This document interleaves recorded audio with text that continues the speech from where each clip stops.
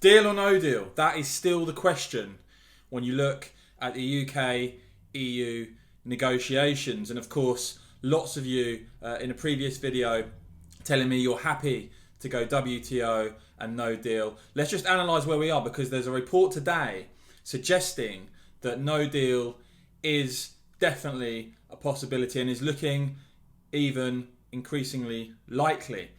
And of course, a lot of this is based on the EU negotiating position on things like fisheries, wanting to maintain the current status quo as closely as possible, which has decimated the British fishing industry, but also the so-called level playing field. And as I've said before, during my time as an MEP briefly, the EU side constantly talking about their desire for a level playing field, essentially trapping the UK into EU rules moving forward to undercut Brexit competitive advantage. Well, this is something that Harry Cole, the political editor at The Sun, is talking about today.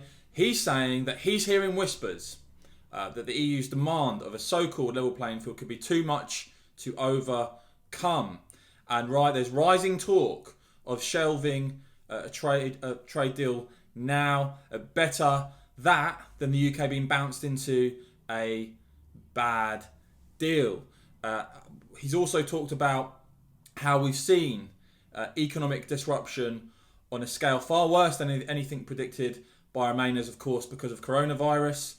And so scaremongering and Project Fear this time simply will not work with a battled, hardened public. But, it's the EU's focus on the level playing field tells you so much about what they've been setting out to do in the negotiations, as I say.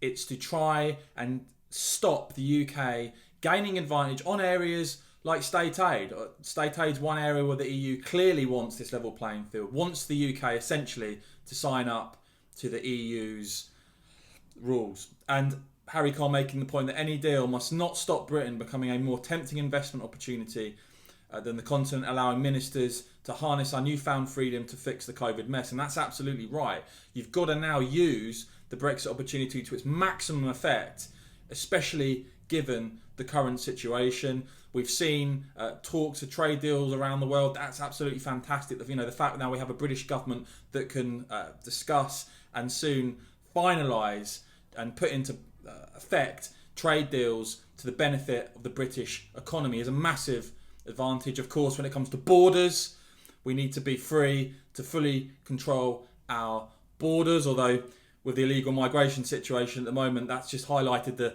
need to do that even more. But it's interesting. David Frost, the UK's chief negotiator, he's consistently said the UK's sovereignty over our laws, our courts, or our fishing waters is, of course, not up for discussion. We will not accept anything which compromises it. So the clock is ticking. And it doesn't look like the EU have woken up yet and smelt the roses of the fact that the UK will not sign up to a level playing field. We certainly hope, of course, there isn't a sellout on the British side. They need to hold firm on that. But is it really, with talk now of no deal looking more likely, is it time now to simply walk away, accept we're going to WTO for the time being at the end of this year, and get on with it? Let me know what you think in the comments. What do you want to see Boris do?